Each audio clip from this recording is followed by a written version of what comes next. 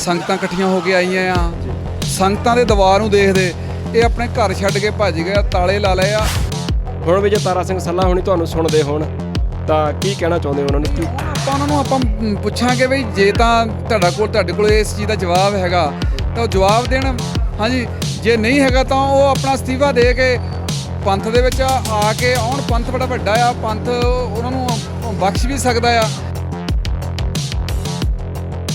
ਪਹਿਲਾਂ ਕਹਿੰਦੀ ਸੀ ਅਸੀਂ ਕਾਰਵਾਈ ਦੀਆਂ ਗੱਲਾਂ ਕਰਦੀ ਸੀ ਵੀ ਅਸੀਂ ਕਾਰਵਾਈ ਉਹਨਾਂ ਖਿਲਾਫ ਜਿਹੜੀ ਕਾਨੂੰਨੀ ਕਾਰਵਾਈ ਕਰਾਵਾਂਗੇ।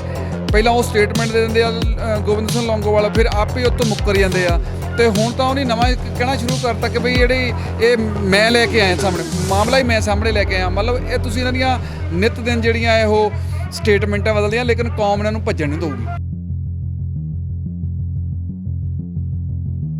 ਲੇਕਿਨ ਇਹਨਾਂ ਦੇ ਪਿੱਛੇ ਜਿਹੜਾ ਦਿੱਲੀ ਤਖਤ ਖੜਾ ਆ, 2011 ਵਿੱਚ ਚੋਣਾਂ ਹੋਈਆਂ ਸੀਗੀਆਂ। ਇਹ ਚੋਣਾਂ ਜਿਹੜੀਆਂ 2016 ਦੇ ਵਿੱਚ ਜਿਹੜੀ ਟਰਮ ਖਤਮ ਹੋ ਗਈ ਉਹ ਆ, ਲੇਕਿਨ ਆਨੇ ਬਹਾਨੇ ਜਿਹੜੇ ਆ ਉਹ ਕੋਰਟ ਦਾ ਆਸਰਾ ਲੈ ਕੇ ਜਾਂ ਹੋਰ ਤਰੀਕਿਆਂ ਦੇ ਨਾਲ ਇਹ ਜਿਹੜੀ ਇਸੇ ਤਰੀਕੇ ਨਾਲ ਇੱਥੇ ਚਲਾਈ ਜਾ ਰਹੇ ਆ। ਅਸੀਂ ਇੱਥੇ ਪੁੱਛਣਾ ਚਾਹੁੰਦੇ ਜਿਹੜਾ ਦਿੱਲੀ ਤਖਤ ਆ ਉਹਦੀ ਜਿਹੜੀ ਪਾਰਲੀਮੈਂਟ ਆ ਉਹ ਮੋਦੀ ਨੂੰ ਫਿਰ ਇਸੇ ਤਰੀਕੇ ਨਾਲ ਰਹਿਣ ਦਿਓ, ਨਾ ਵੋਟਾਂ ਪਵਾਵੇ ਮੁੜ ਕੇ।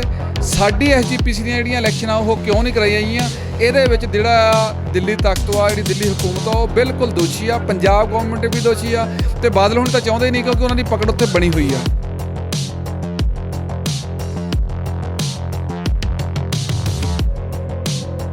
ਮੈਂ ਅਖੀਰ ਦੇ ਵਿੱਚ ਜਿਹੜੇ ਸੱਜਣ ਘਰਾਂ ਵਿੱਚ ਬੈਠੇ ਨੇ, ਸਿੱਖ ਪਰਿਵਾਰ ਜਾਂ ਸਿੱਖ ਪਰਿਵਾਰਾਂ ਨਾਲ ਸੰਬੰਧਿਤ ਜਿਹੜੇ ਲੋਕ ਹੈਗੇ ਆ, ਉਹਨਾਂ ਵਿੱਚ ਬਹੁਤ ਸਾਰੇ ਲੋਕਾਂ ਦੇ ਮਨਾਂ ਵਿੱਚ ਸਵਾਲ ਇੱਦਾਂ ਦਾ ਜ਼ਰੂਰ ਕਈਆਂ ਦੇ ਆਉਂਦਾ ਹੈਗਾ। ਮੈਂ ਸੁਣਿਆ ਕਈਆਂ ਦੇ ਮੂੰਹੋਂ, ਉਹ ਕਹਿੰਦੇ ਕਿ ਉਹ ਵੀ ਆਪਣੇ ਸਿੱਖ ਭਰਾ ਹੈਗੇ ਆ, ਸਿੱਖਾਂ ਦੀ ਚੁਣੀ ਹੋਈ ਨੁਮਾਇੰਦਾ ਜਮਾਤ ਵਾ, ਉਹ ਤੁਸੀਂ ਹੀ ਵੋਟਾਂ ਪਾ ਕੇ ਉਹਨਾਂ ਨੂੰ ਜਿਤਾਉਂਦੇ ਆ ਜਾਂ ਅਸੀਂ ਵੋਟਾਂ ਪਾ ਕੇ ਜਿਤਾਉਂਦੇ ਆ। ਉਹ ਇੱਦਾਂ ਸੋਚਦੇ ਆ ਵੀ ਤੁਸੀਂ ਇੱਕ ਸਿੱਖ, ਉਹ ਕਹਿੰਦੇ ਕਿ ਸਿੱਖ ਹੀ ਸਿੱਖਾਂ ਦੇ ਘਰਾਂ ਦੇ ਮੂਹਰੇ ਖੜੇ ਹੋ ਕੇ ਲੋਕਾਂ ਨੂੰ ਤਮਾਸ਼ਾ ਦਿਖਾ ਰਹੇ ਨੇ। ਜਿਹੜੇ ਇੱਦਾਂ ਸੋਚਦੇ ਆ ਉਹਨਾਂ ਨੂੰ ਕੁਝ ਕਹਿਣਾ ਚਾਹੁੰਦੇ ਹੋ ਜਾਂਦੇ ਜਾਂਦੇ?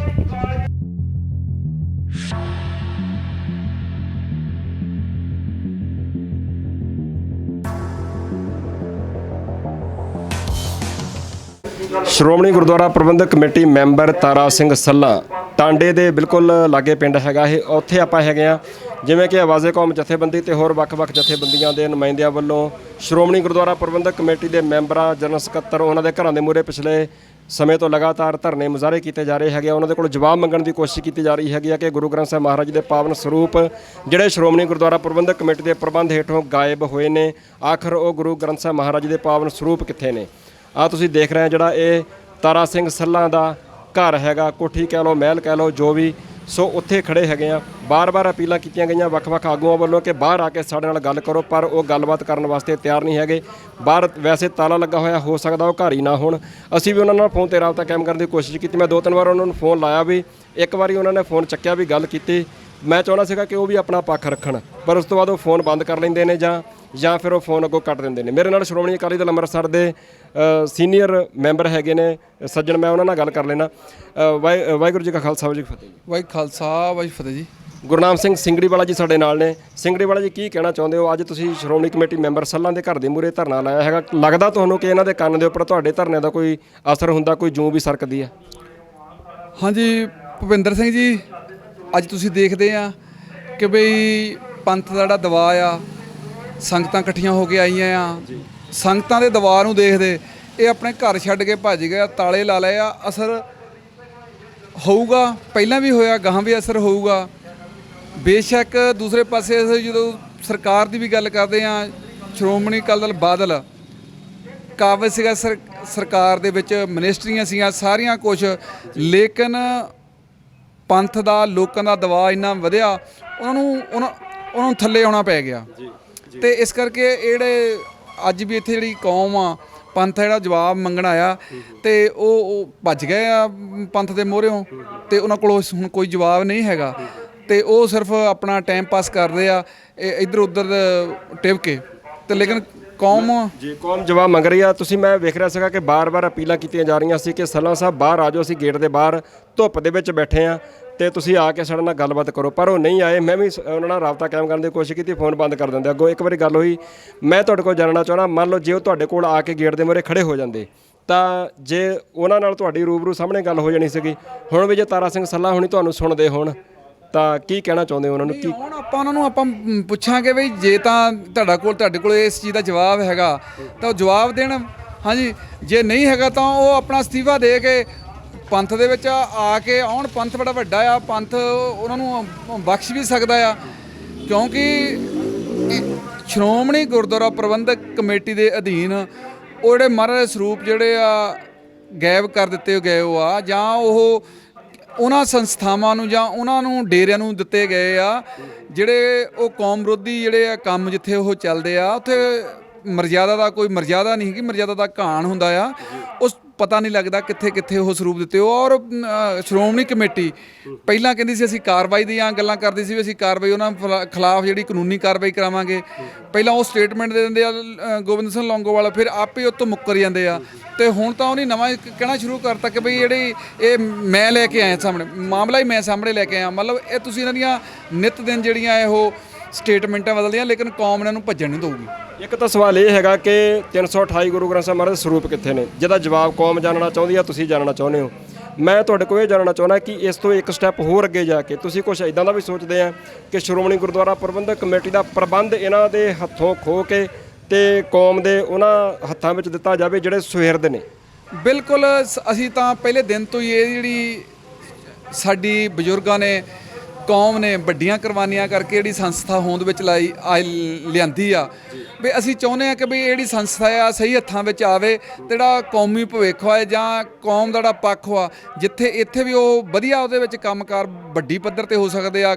ਐਜੂਕੇਸ਼ਨ ਦੇ ਸਿਸਟਮ ਦੇ ਵਿੱਚ ਵੀ ਹੋਰ ਪਾਸੇ ਵੀ ਬਹੁਤ ਸਾਰਾ ਆਪਾਂ ਜਿਹੜਾ ਕੰਮ ਸ਼੍ਰੋਮਣੀ ਗੁਰਦੁਆਰਾ ਪ੍ਰਬੰਧਕ ਕਮੇਟੀ ਦੇ ਅਧੀਨ ਕਰ ਸਕਦੇ ਆ, ਉਹਨੂੰ ਹੋਰ ਸੁਚਾਰੂ ਢੰਗ ਨਾਲ ਅਸੀਂ ਚਲਾ ਸਕਦੇ ਆ।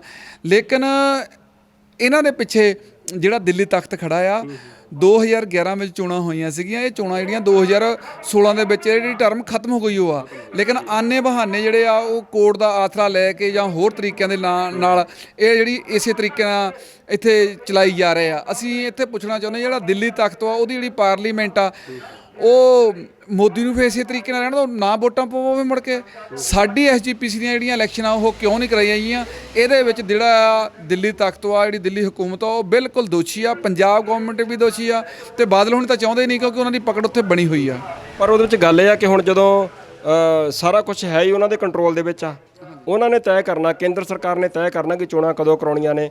ਔਰ ਕੀ ਤੁਹਾਨੂੰ ਲੱਗਦਾ ਕਿ ਜੇ ਇਹਨਾਂ ਨੂੰ ਲਾਂਭੇ ਕਰਨ ਦੀ ਜਿੱਦਾਂ ਤੁਸੀਂ ਗੱਲ ਸੋਚਦੇ ਆ, ਉਸ ਤੋਂ ਬਾਅਦ ਜੇ ਸੁਹਿਰਦ ਹੱਥਾਂ ਦੇ ਵਿੱਚ ਸ਼੍ਰੋਮਣੀ ਕਮੇਟੀ ਆ ਵੀ ਜਾਂਦੀ ਆ, ਮੰਨ ਲਓ ਹਰੇਕ ਹਲਕੇ ਦੇ ਵਿੱਚ ਸੁਹਿਰਦ ਜਿੱਦਾਂ ਦੇ ਤੁਸੀਂ ਚਾਹੁੰਦੇ ਹੈਗੇ ਉੱਦਾਂ ਦੇ ਮੈਂਬਰ ਕਾਬਜ਼ ਹੋ ਵੀ ਜਾਂਦੇ ਆ, ਜਿੱਤ ਕੇ ਕਾਬਜ਼ ਹੋ ਜਾਂਦੇ ਆ, ਕੀ ਲੱਗਦਾ? ਵੈਸੇ ਤਾਂ ਮੈਨੂੰ ਲੱਗਦਾ ਇਦਾਂ ਹੋਣਾ ਨਹੀਂ ਹੈਗਾ, ਕਿਉਂਕਿ ਉਹਨਾਂ ਨੇ ਚੋਣਾਂ ਹੀ ਉਦੋਂ ਕਰਾਉਣੀਆਂ ਹੈਗੀਆਂ ਜਦੋਂ ਉਹਨਾਂ ਨੂੰ ਪਤਾ ਕਿ ਸਾਡੇ ਬੰਦੇ ਜਿੱਤਣਗੇ। ਮੈਂ ਕਹਿੰਦਾ ਜੇ ਇਦਾਂ ਹੋ ਵੀ ਜਾਂਦਾ, ਤੁਹਾਨੂੰ ਲੱਗਦਾ ਕਿ ਕੇਂਦਰ ਸਰਕਾਰ ਤੁਹਾਨੂੰ ਮਰਜ਼ੀ ਨਾਲ ਕੰਮ ਕਰ ਲੈਣ ਦੇਊਗੀ ਉੱਥੇ? ਦੇਖੋ, ਇਹ ਨਹੀਂ ਗੱਲ ਹੈਗੀ। ਸਰਦਾਰ ਸਿਮਰਨ ਸਿੰਘ ਮਾਨ ਮੈਂਬਰ ਪਾਰਲੀਮੈਂਟ ਬਣ ਕੇ ਗਏ ਆ ਤੇ ਉੱਥੇ ਅੰਦਰ ਪਾਰਲੀਮੈਂਟ ਵਿੱਚ ਜਾ ਕੇ ਤੁਸੀਂ ਸਪੀਚਾਂ ਕੱਢ ਕੇ ਦੇਖੋ ਮਾਨ ਸਾਹਿਬ ਦੀ। ਕਿਸੇ ਨੂੰ ਨਹੀਂ, ਮਾਨ ਸਾਹਿਬ ਨੇ ਬਥੇਰਾ ਮਾਨ ਸਾਹਿਬ ਨੂੰ ਰੋਕਣ ਦੀ ਕੋਸ਼ਿਸ਼ ਕੀਤੀ। ਉੱਥੇ ਕਾਂਗਰਸ ਨੂੰ ਸਿੱਖਾਂ ਦੀ ਕਾਤਲ ਕਿਹਾ ਮਾਨ ਸਾਹਿਬ ਨੇ, ਬੀਜੇਪੀ ਨੂੰ ਮੁਸਲਮਾਨਾਂ ਦੀ ਕਾਤਲ ਕਿਹਾ, ਬੀਜੇਪੀ ਨੂੰ ਉੱਥੇ ਈਸਾਈਆਂ ਦੀ ਕਾਤਲ ਕਿਹਾ। ਸਾਰੇ ਜਿਹੜੇ ਪੱਖ ਸੀਗੇ ਉਹ ਮਾਨ ਸਾਹਿਬ ਨੇ ਮੈਂਬਰ ਪਾਰਲੀਮੈਂਟ ਹੁੰਦੇ ਜਾ ਕੇ ਉੱਥੇ ਰੱਖੇ ਆ। ਪਰ ਕੱਲੀ ਸਪੀਚ ਦੇਣ ਦੇ ਨਾਲ ਕੀ ਹੋ ਜਾਂਦਾ ਹੈਗਾ? ਪ੍ਰਬੰਧ ਤੇ ਫਿਰ ਉਹਨਾਂ ਦੇ ਕੋਲ ਹੀ ਆ ਨਾ। ਗੱਲ ਹੈਗੀ ਆ ਸਮਰਥਨ ਦੀ। ਦੇਖੋ, ਲਮਹੋਂ ਨੇ ਖਤਾ ਕੀ ਸਦੀਆਂ ਨੇ ਸਜ਼ਾ ਪਾਈ।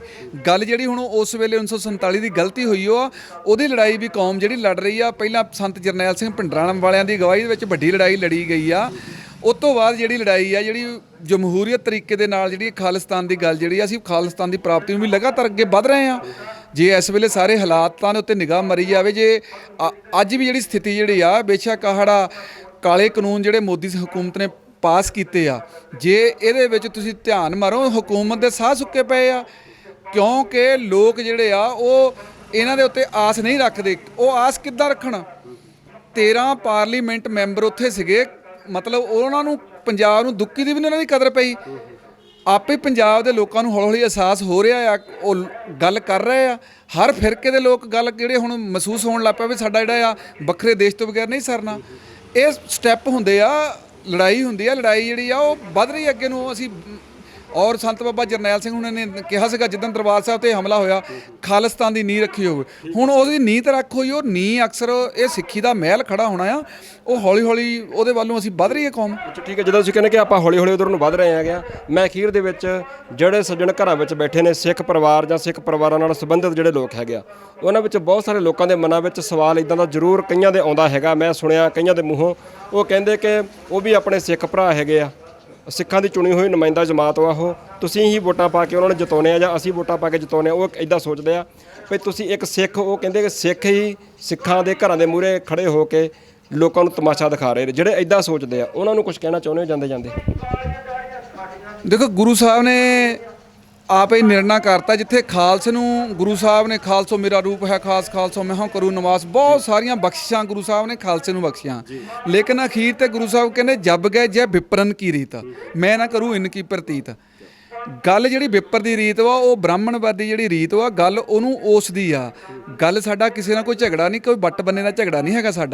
ਸਾਡਾ ਝਗੜਾ ਜਿਹੜਾ ਆ ਉਹਨਾਂ ਦੀ ਜ਼ਿੰਮੇਵਾਰੀਆਂ ਜਿਹੜੀਆਂ ਉਹਨੀ ਗੁਰੂ ਗ੍ਰੰਥ ਸਾਹਿਬ ਦੇ ਪ੍ਰਤੀ ਜਿਹੜੀ ਜ਼ਿੰਮੇਵਾਰੀਆਂ, ਕੌਮ ਦੇ ਪ੍ਰਤੀ ਜ਼ਿੰਮੇਵਾਰੀਆਂ ਜਿਹੜੀਆਂ ਨਹੀਂ ਨਿਭਾ ਰਹੇ। ਗੱਲ ਸਿਰਫ ਉਸ ਦੀ ਹੈਗੀ ਆ, ਉਹ ਨਹੀਂ ਨਿਭਾ ਰਿਹਾ ਸੀਗਾ। ਜੇ ਤੁਸੀਂ ਨਹੀਂ ਯੋਗ ਹੈਗੇ ਜਾਂ ਤੁਹਾਡੀ 'ਚ ਨਹੀਂ ਹਿੰਮਤ ਹੈਗੀ ਵੀ ਤੁਸੀਂ ਨਾ ਕਰੋ, ਬਥੇਰੇ ਕੌਮ ਦੇ ਵਿੱਚ ਜ਼ਿੰਮੇਵਾਰ ਸਾਡੇ ਕੋਲ ਹੈਗੇ ਆ ਲੋਕ, ਜਿਹੜੇ ਉਹ ਆਪੇ ਹੀ ਇਸ ਚੀਜ਼ ਨੂੰ ਵਧੀਆ ਤਰੀਕੇ ਨਾਲ ਨਿਭਾ ਲੈਣਗੇ।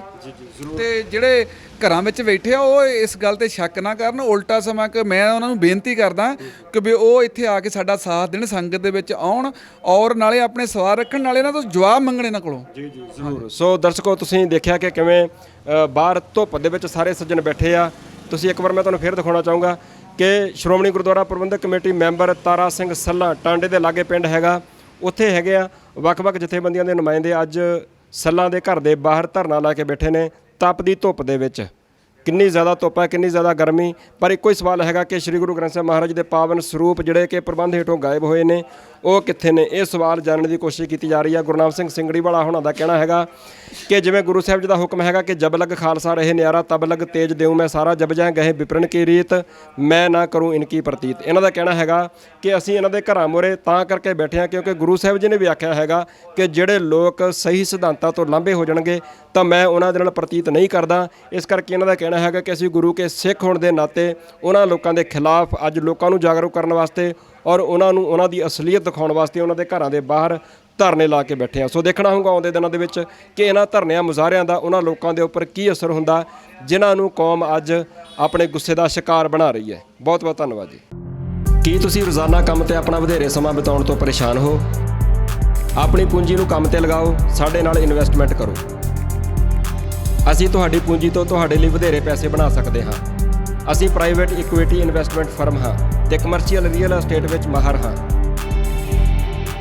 Property management, leasing, asset management, commercial real estate investment ਵਿੱਚ ਸਾਰੀਆਂ ਸੇਵਾਵਾਂ ਲਈ ਅਮਰੀਕਾ ਭਰ ਵਿੱਚੋਂ ਤੁਸੀਂ ਸਾਡੇ ਤੱਕ ਪਹੁੰਚ ਕਰ ਸਕਦੇ ਹੋ। ਆਜ਼ਾਦ ਕਮਰਸ਼ੀਅਲ ਰਿਐਲਿਟੀ ਸਰਵਿਸਿਜ਼ ਤੇ Azad family trust, 701 North Post Oak Road, suite number 204, Houston, Texas. ਤੁਸੀਂ ਸਾਨੂੰ ਸਾਡੇ ਫ਼ੋਨ ਨੰਬਰ 7136861277 ਤੇ ਵੀ ਸੰਪਰਕ ਕਰ ਸਕਦੇ ਹੋ। ਆਜ਼ਾਦ ਕਮਰਸ਼ੀਅਲ ਰਿਐਲਿਟੀ ਸਰਵਿਸਿਜ਼।